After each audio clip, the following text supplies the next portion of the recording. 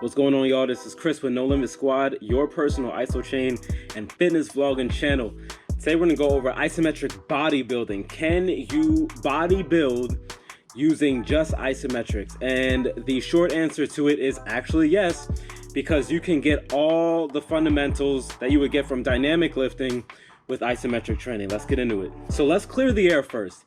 We all know that the Isochain and isometric training is the fastest way to gain strength. I've actually opened quite a few videos up saying just that very thing. And getting stronger will net you some size. If you guys have ever heard of newbie gains, it's probably not the best example, but just by focusing on increasing your strength, you will get a little bit of spillover into the size department. It just makes sense. But just because you get some size increase by increasing your strength, it doesn't mean you get all of it. It's just not as much as full muscle fatigue. If you haven't seen my video on isometric hypertrophy, I go over all of that in detail about how to get big using strictly isometrics in that video. If you haven't seen that yet, here's a link right here. Go ahead and check that out.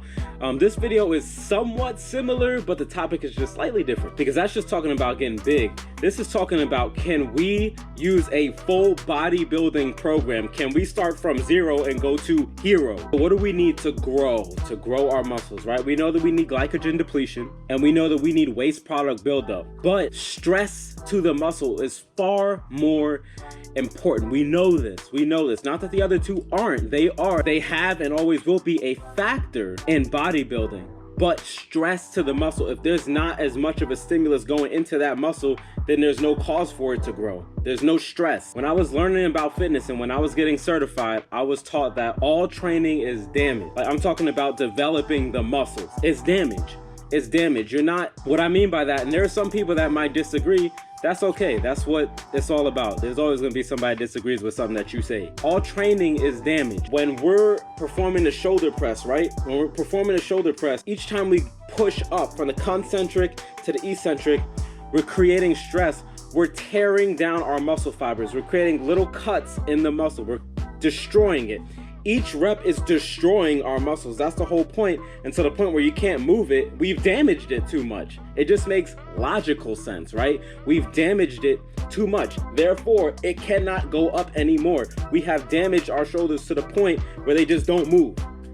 Full muscle fatigue because we've done damage. So now the muscles are like, man, I don't know what Chris is doing, but listen, we can't get caught with our pants down again. So when we heal, we gotta reconstruct ourselves to be stronger so that if that stressor, that same stressor ever comes to him again, we can handle it this time. That's the essence of bodybuilding.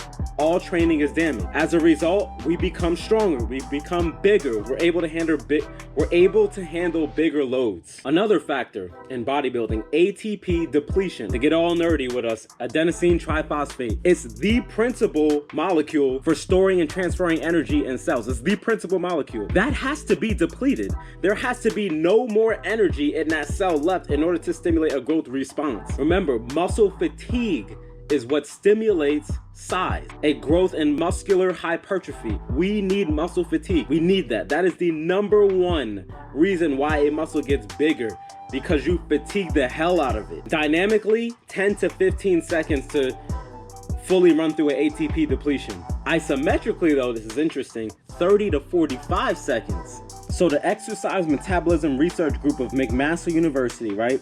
They set out to test this idea on the whole aspect of heavier loads are a key factor for building muscle. So using sophisticated histological testing and magnetic resonance imaging, they found out that their test subject gained just as much muscle whether they trained at 90% of their max load or just 30%, provided they trained to the point of muscular failure, muscular fatigue. So they concluded that muscular fatigue or failure is the key in triggering maximum hypertrophy response, not load or volume. The researchers also studied the effects of different numbers of sets and concluded that 3 sets resulted in a greater and prolonged myofibrillar protein synthetic rate. In English, more growth in 3 sets than a single set. So the take home here is the training load important? Yes, of course it's important, but it's not as important as going to failure. After warming up, we should train for 3 sets of failure.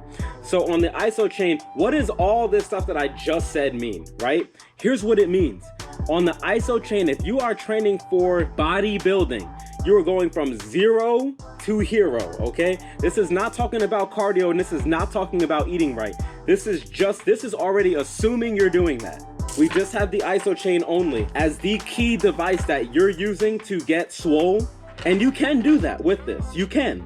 You have to train to failure. You have to have those 30 to 45 second hypertrophy lifts using average mode on the Isochain. So this average mode button right here. And each time when you perform all 3 sets of the 30 to 45 seconds, whatever your average mode number is, you're trying to progressive overload beat that the next time. Does that make sense? That's how you get swole on the Isochain. You're gonna get strong on the Isochain. You can train for strength, but you can also train for hypertrophy. Like I said earlier in the video, there's a link to that isometric hypertrophy video, which I highly recommend everyone watch. But bodybuilding by definition is actually definition. How defined are you? Can you see all the veins? Can you see all the shape, all the cuts? All that. That's what that is. You're bodybuilding. You're defining. You're gaining size.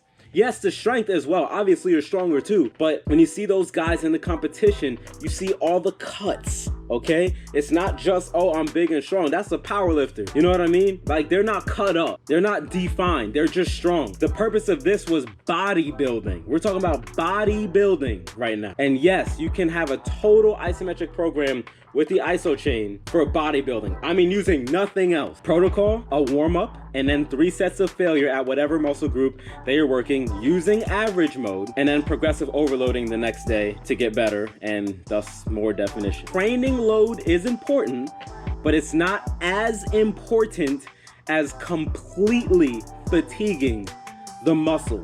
Just like in the gym, complete muscle fatigue, time under tension, slowing it up, control, be in control. Usually in the gym, I train for strength with some muscle groups focusing on hypertrophy, some. But I train primarily for strength, so I'm in a 3 to 5 rep range for a lot of my stuff. Interestingly enough, as of this recording, right now it's more hypertrophy, believe it or not. But normally for years, I've trained in a 3 to 5 rep range for a lot of things. So just like I said earlier, you will get some size from that, but you won't get as much as if you time under tension completely fatigue the muscle. Does that make sense? Yes, you can use the Isochain for bodybuilding. And in fact, because this is still so new as of this recording, I don't even think it's been out for 6 months yet. This is 4 months I've been using it. I'd love to see someone who started from 0 using the Isochain and got swole. I'd love to see that, because you can achieve your bodybuilding goals with just the Isochain. Why? Because there's a loading reflex. There's live resistance here. You're not just pushing up against a wall and trying to figure life out. All right, guys, thanks for watching. If you found this video helpful, be sure to drop a like. Go ahead and comment. Maybe you disagree with something I said. That's okay. We're all allowed to have different opinions. Just don't try and grill me though. Just keep it nice. All right, just keep it nice. At worst, give me a backhanded compliment. And if you're not yet part of the No Limit Squad, go ahead and hit that subscribe button. Come join the squad with us. We'll see you in the next one. Peace.